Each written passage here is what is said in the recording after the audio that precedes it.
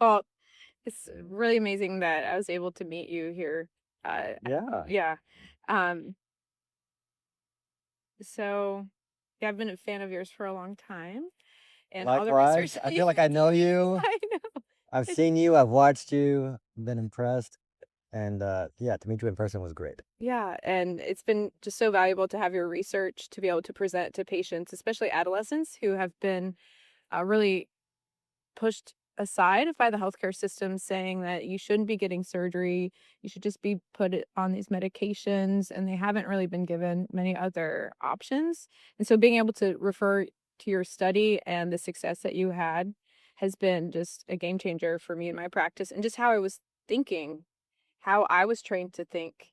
And so I was able to really step back and reevaluate how we're treating adolescents. Um, I've heard the phrase or grew up to hear that endometriosis is a working woman's disease Mhm. because they were getting pregnant later and Oh, yeah. allowing the Yeah. endo to grow, and so it would kind of manifest later, and that younger people, teenagers, could not have endometriosis.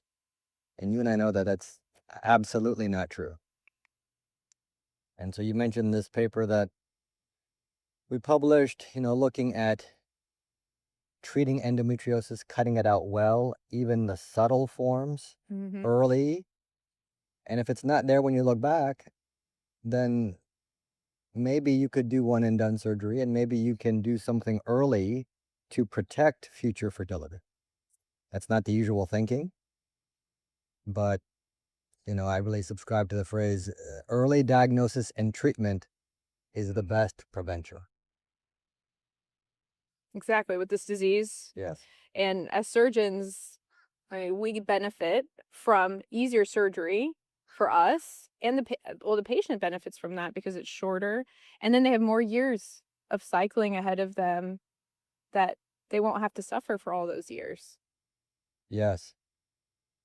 So I always quote this poster uh, that was created by Padma Lakshmi. She's an Indian supermodel and the host of Top Chef. She had painful periods her whole life, just in the fetal position, curled up in pain. She was told you can find her testimony online, so this is nothing. It's out there. But her mother was a nurse and said to her, "This is your lot in life. Oh my Basically, gosh. get used to it. This is the way it is." She was not diagnosed until age 35. By then, it was very advanced. Mhm. It affected her fertility. She had it removed by an excision surgeon. She feels great. She's gotten pregnant. But she would say if she could have been diagnosed like 10 years earlier, Mhm. she could have avoided years of pain, had better quality of life, and probably had her fertility better preserved. So she has produced this poster called Killer Cramps Are Not Normal to say, and she wants to put it in every young woman's bathroom to say, if you Yes. have killer cramps and you know it, and they're not like your friends, and you're missing work or school or sports activities, social activities, planning your vacations around your period, people do that. Right? Absolutely. Or a big one is you take hormonal suppression, like birth control pills, for pain and do not feel better. Yes. Your chance of endo goes up. Huge. And you should Yes. get checked out earlier before it progresses. And we have the same approach and message. Absolutely. Yeah, because I hate it when patients come to me and it feels like it's too late. Right, they've been on all Right. these meds, and now they've been failing for a long time, and now we don't have an opening tomorrow for an elective surgery, and so we have to s we watch this patient suffer waiting for surgery with us. Yeah. Another thing, I mean, we see repeatedly too, like you said, I mean, when you see a patient at age 20 versus 40 with endometriosis symptoms, you have a different mentality with that. Would you Yes. say, as far as her prognosis? Right. No, absolutely. I mean, as the it starts off kind of on the surface. As the disease progresses, it can, you can get a ball of it in the ovary called a chocolate cyst or endometrioma. It can affect other organs, bowel, ureter, bladder, and it can start to make things stick together, adhesions. So that can really affect anatomy and cause pain and affect fertility. So the earlier you can get it, the better. And again, we're showing the potential for one and done surgery. So if that's true, then it would be better to get it early. I really feel like surgeons have given up. Mm-hmm. I've been saying, I think there's a very different surgical mindset to say, I'm going to treat some endo. I might even cut out some to send it off to pathology to get that tissue diagnosis. But whatever I don't get, I don't really have to get it all. We're going to put them on or recommend suppression to suppress whatever I don't get. Because that's what everybody does and what we're trained or taught to do. Right. Or for fertility, just bypass the pelvis. We don't have to optimize the anatomy because we're going to bypass and recommend IVF to get pregnant. Or just come back in 2 years and do this again and burn it again. Right. But no, again, the norm is surgery, or expectation is every 2 years for the rest of your life. Versus, I'm going to try to remove it all now at this surgery to avoid the need for long-term suppression, to lead to recurring natural fertility, and for the hope of one and done surgery. I think that's a very different surgical mindset, and I think we're showing surgical result for the patient group. Yeah.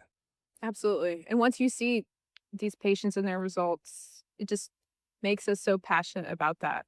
Oh, yeah. And the transformative nature of these surgeries, and especially the earlier the better, and for everyone involved. Yeah.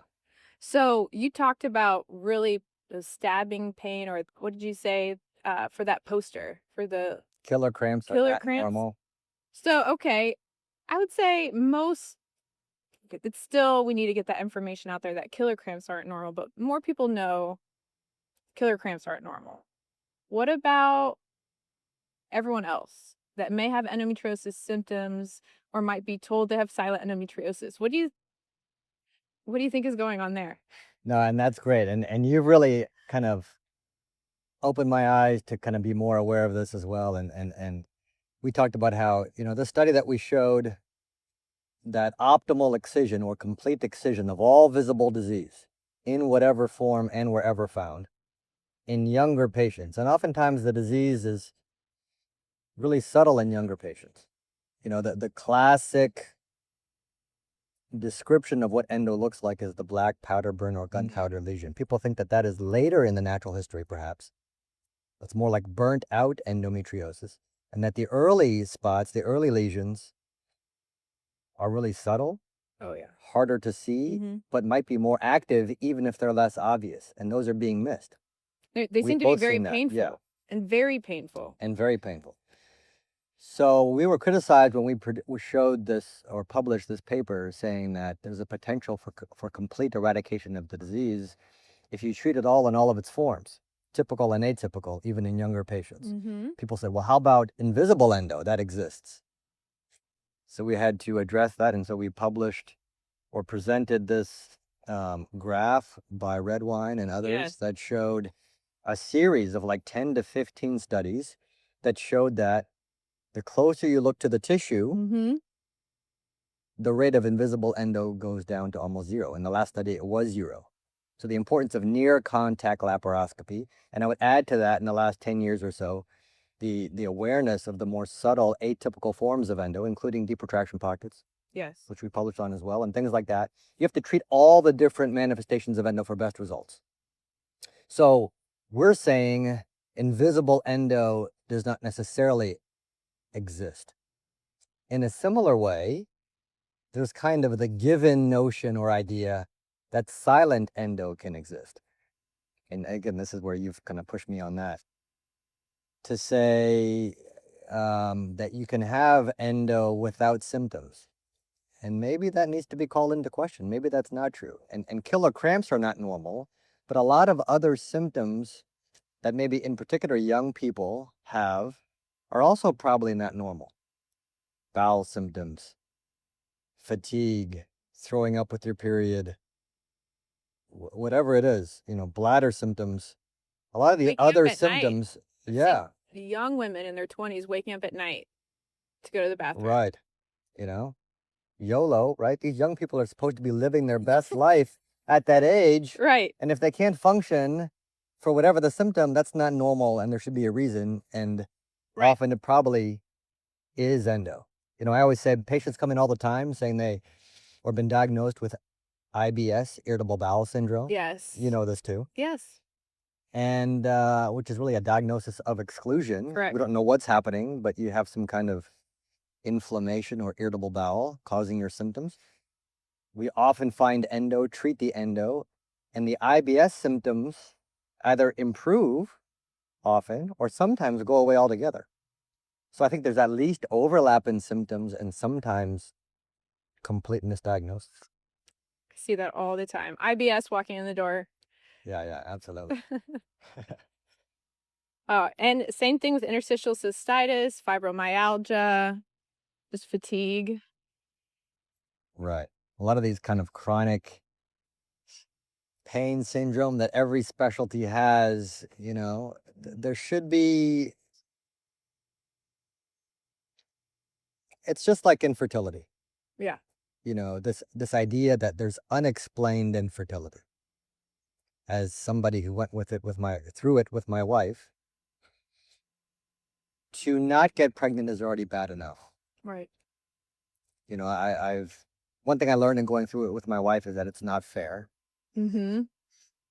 But not knowing why you're not getting pregnant is insult to injury. And to be told you have Yes. unexplained infertility, when a woman knows that their body is designed to get pregnant, is like a slap in the face. So same thing I think is true. Like They blame themselves. yeah, they blame themselves. Mhm.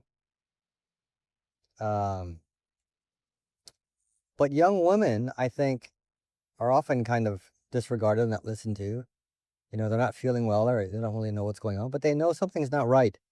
Or at least they're not living the life that they want or that they see their friends living. We need to kind of pay attention to that. Yeah, and I think we need to continue to be self-critical of our current system and not assume that we could do better. I think there's often a kind of inferred blame on the patient with chronic pain, for example, Yeah. that, well, it's kind of on them that they're not getting better, not on us, or that we're not finding it sometimes with silent endo. Well, it's Yeah. their fault because they don't have the symptoms, but maybe it's our fault because we aren't really looking or understanding all the symptoms. And so I think in this current model, we also see chronic pain and again, see that as kind of, well, the patient isn't getting better. And well, that's just how it is. But we should really look at what are we missing? What could we do Yeah. better? Are the surgeries we do, are we doing it the right way? Are we causing more harm with scar tissue? And how can we, humble ourselves, which is hard to find in medicine sometimes, and look back at ourselves and what we can do better for the problems that are going on and not just okay, throw it in a wastebasket of terms like unexplained infertility or IBS, but really looking where the surgeons, well, first, are our foundational understanding of things like endometriosis correct? Are our surgeons doing proper technique in these studies? Because fundamentally, things are flawed, and that's leading to issues down the road of trying to understand how to improve things. Yeah. No, I mean, being an endosurgeon, an endometriosis surgeon, where, I'm really focused on doing surgery for endometriosis. I think that's good on the one hand, it helps me be good at what I do. But on the other hand, the danger is I have to be aware of not everything is that nail. When you have a hammer, not True. everything's a nail. Not everything is endo. So there's that side. But on the other side, having lived, again, through infertility with my wife, I really feel like women know their bodies. And if they feel like something's not right, we need to pay attention or listen to that. I've always wondered what got you into women's health. Like, how did you get here? Where did it start? Well, thank you. That's a great question. I mean, I don't know how far you want to go back. I was inspired to be a doctor by my grandfather, who was a doctor during the war in the Second World War. Wow. And he was like a traveling doctor. and just told stories about how he would help people along the way. And it just seemed like a great adventure. I wanted to do that. And I wanted to be a family doctor to be able to handle anything that came through the door. Yeah. And in fact, I did a family practice residency first. In fact, I've done 2 residencies and 2 fellowships to do what I do. I say I'm a slow learner, but hopefully once I get it, and I love what I do now. But yeah, the patients that I really love the most or got tired of referring off for were those who were trying to get pregnant or who were pregnant. So then I went in and did OBGYN. And then I didn't think I'd be a good surgeon at first, actually. But, and I just really felt like, the status quo, I call it, for what we offer women with endometriosis, whether it be, again, Band-Aid therapy for pain or bypass therapy for fertility to bypass the problem and do IVF, is not satisfactory for most women. And, let's try to remove the disease, offer a root cause treatment. And if you're going to be good at the surgery, you kind of have to focus on it. So that's all I've done for all of my career. That's really neat. So you went into a broad family practice, were treating all these conditions, and out of all these patients, you saw the greatest need for this patient population of endometriosis. And then my wife, she ended up having it. She had painful periods her whole life. We tried from day one to get pregnant. After about a year of trying, she said, maybe I have endometriosis. She's the one. She brought it up, actually. Wow. And I said, no way. My first reaction was... And you were where in your journey as far as medical training or practice? I met her during OBGYN residency. Okay, so you were in the trenches of endometriosis and got an OBGYN, and you were in denial. Right. Yes. I'll own that. And it was really frustrating because I would tell her about, people we've helped to get pregnant, and I couldn't help my own wife. And it was really a hard time. I have a similar story for myself. I was in total denial, taking care of endometriosis patients, and then in OBGYN residency, and then in fellowship. It finally took halfway through fellowship to finally go, just maybe. And I still, as I was going back for surgery, in denial, just totally in denial. I really need this. Yeah. Right.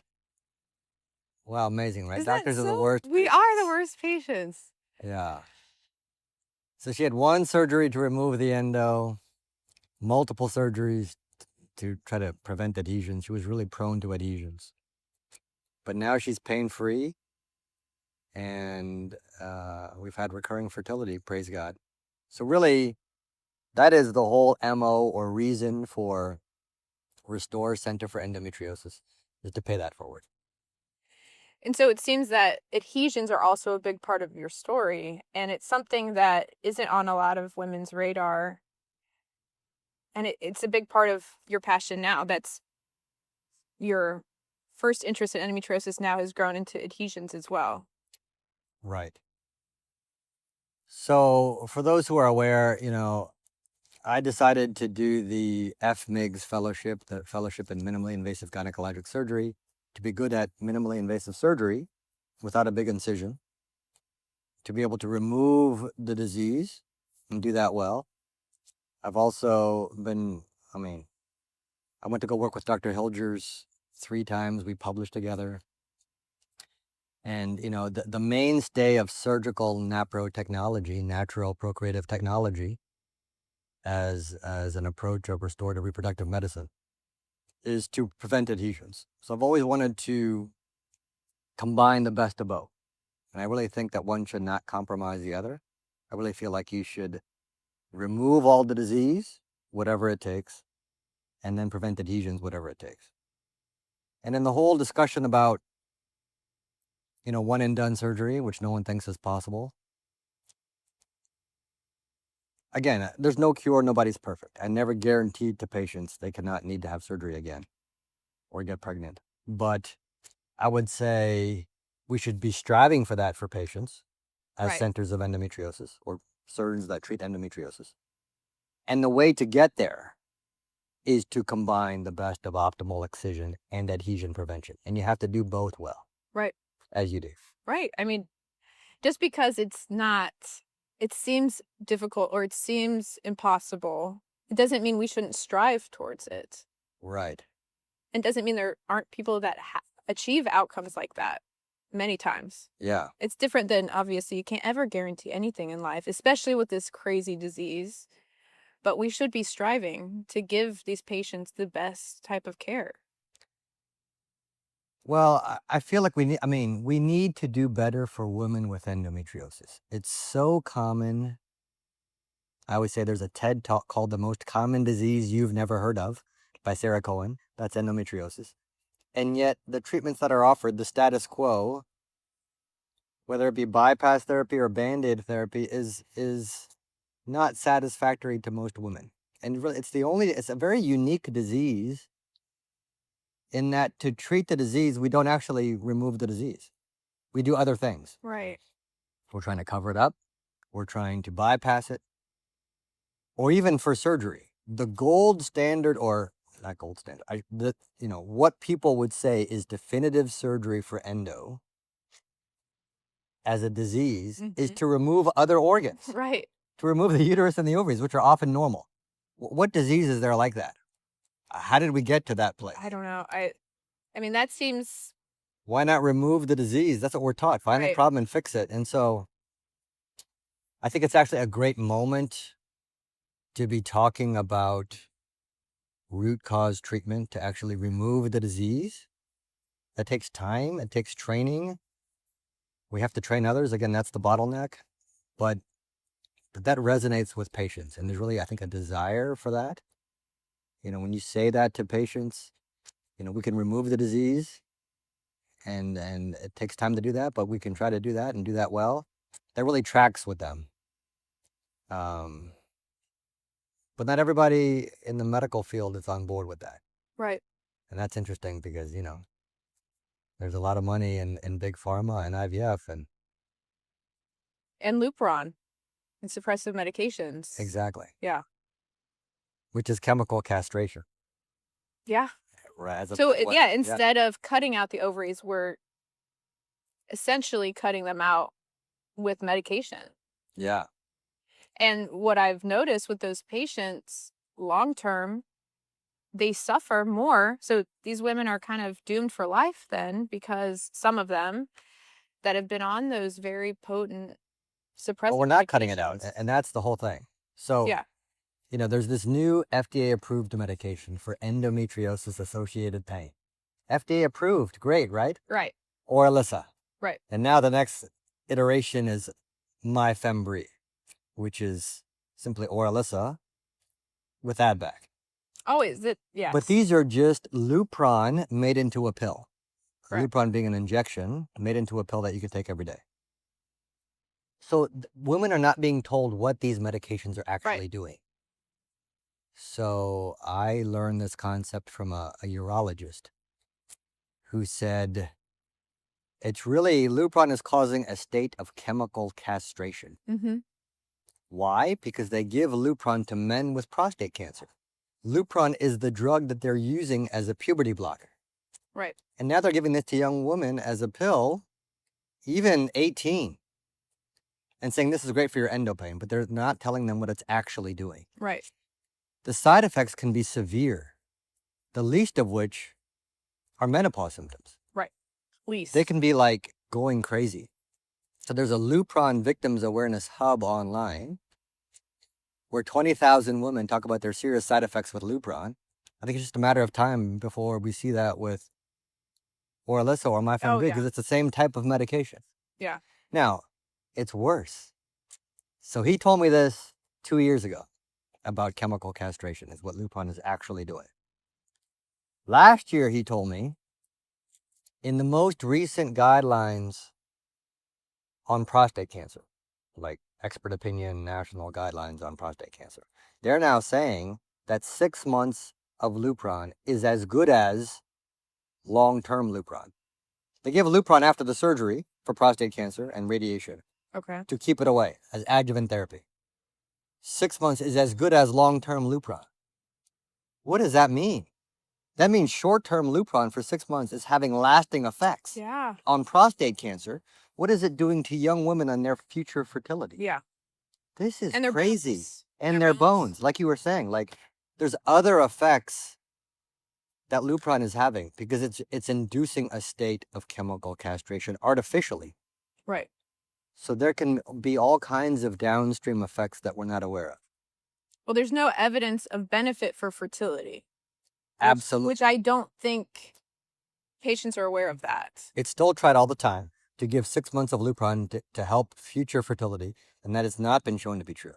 All the national guidelines by the societies for fertility say there's no role for long-term or for even short-term GnRH agonists or these medications that induce chemical menopause for natural fertility outside of an IVF protocol. And yet it's done all the time. So these companies are trying to make a profit off this vulnerable population of women with endometriosis. So we see that with big drugs, these expensive injectables, but we also see it with the non-invasive endometriosis tests. What do you see that? And do you think there's hope for a non-invasive endometriosis test one day? One day, I mean, my ultimate goal is to put myself out of a job or have somebody do that for me. The first half of my career was academics. We have some data we can speak from, I think, which is powerful. But, the second half of my career, I hope to train others to do this surgery.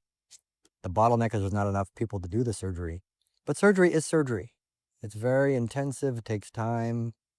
It's one-to-one, and that's the way it is for now. I think that's the best that we have for now. I think it's really a surgical disease. But one day, somebody can maybe figure out a vaccine, or we send in some nanobots and seek and destroy. That would be great. That would be great. We had a study we were trying when I was in academics and didn't get very far, but people are studying it and trying to find a target or something. So I think that's possible, and that would be great. But in the meantime, I think we have to do better surgery and train others. So what do you think is next in advancing care for fertility, endometriosis, or women's health? What do you think is a reasonable next step? Well, high level, big picture, I think to go forward in treating patients with endometriosis, we kind of have to get back to treating the person, treating the actual disease, root cause treatment. I think it's a great moment to talk about root cause treatment because there's that need or desire among a lot of patients to get some answers, to remove the actual problem, to be organic, to not depend upon artificial hormones and medications. There was this Restore Act that was just submitted to Congress, which is a mnemonic. It happens to have the same name as our Center for Endometriosis. But it really is talking about an approach to treating the woman. It's called restorative reproductive medicine, where you really try to find the problem and fix it and deal with underlying issues to help a couple get pregnant together as an alternative to IVF. And this is gaining more traction. This is gaining more awareness that this approach exists and is very cost effective. It's much less costly than IVF.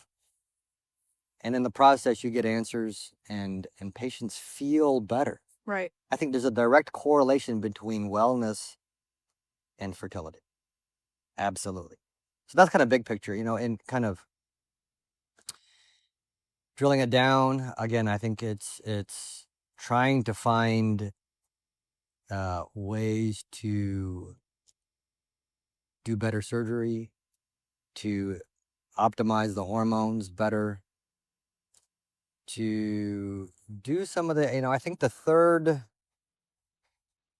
leg of the tripod or whatever, threefold approach to treating wellness and fertility. And there's the surgery or optimization of the anatomy. There's the hormones, which has to be timed properly to the cycle, which is changing throughout the cycle. And then there's this whole other area, which I think is really growing and where the future is, which is functional medicine or hormones or reducing inflammation or food as medicine or nutrition or treating deficiencies. All of that is so important. But again, just the idea of restoring the woman's natural ecosystem by surgery, by hormones, and by other supplements or nutrition. And hopefully that'll help change the model that seems to be broken, where women come to us and they're surprised they're even listened to. Yeah. Do you see that too Absolutely. in your practice? I think we need to, again, it's all about the patient. We need to listen to the patient. I really think they know their bodies. Yeah. Yeah. I just think that there's a tone in medical training that we don't listen. We're too busy to listen. You don't have time to listen. Right.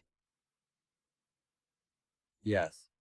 And there's still a paternalistic overtone, even though it's getting better. But I do think it's probably impacting women's health probably the most. Yes. That kind of undertone. Absolutely.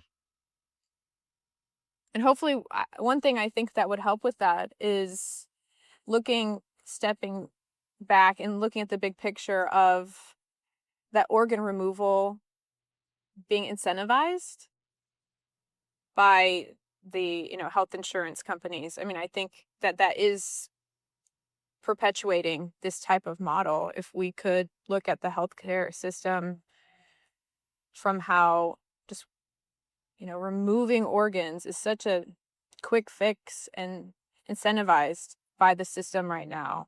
I think if we were able to really promote restorative surgery and how much and value these organs instead of just saying, well, they're the problem. Yeah. I think really addressing there's so many financial benefits to doing a quick in and out organ removal surgery and not addressing endometriosis. I'm hoping that one day we could see that model change too. Yeah, they say business follows the money. It's what are you incentivized to do? And it's easy, to write a script for some kind of medication or not have to do a long surgery or something. So, but again, I think people are becoming aware of the over medicalization of our system and want more organic or root cause treatments to actually get to what the underlying issues are, to get answers, but also to feel better. Yeah. And that if that was it's been shown that restorative reproductive medicine on a cost analysis basis is very cost effective. But then that message needs to get out there and it needs to be incentivized. Ultrasound, I know that's something that you may be really passionate about, like how you offer the ultrasounds. Yes. And if that you feel like IVF worsens endometriosis. Oh, those two good, things. yeah. So you asked about the mapping ultrasound. So interestingly, when we started Restore Center for Endometriosis, in July of 24, right about the same time, consensus guidelines came out to use ultrasound for what is called disease mapping or mapping of endometriosis. And it's standardized, there's a whole protocol to not rule out the disease. A normal ultrasound in no way rules out surface endometriosis, but to help plan for surgery and not be surprised. And to use ultrasound to not just look at the endometrial lining, the uterus, the ovaries for cysts, but also to look for deep endometriosis elsewhere, and in particular behind the uterus and in the bowel. We also look above the uterus in the bladder, that kind of thing. We call it anterior and posterior compartments. But you can pick up bowel nodules of endometriosis, where endometriosis which is an abnormal condition outside the uterus, starts off on the surface, but it can go deeper as the disease progresses, and you can see a nodule of it, or a consolidation, or a mass of it. And we can see these by ultrasound in the bowel.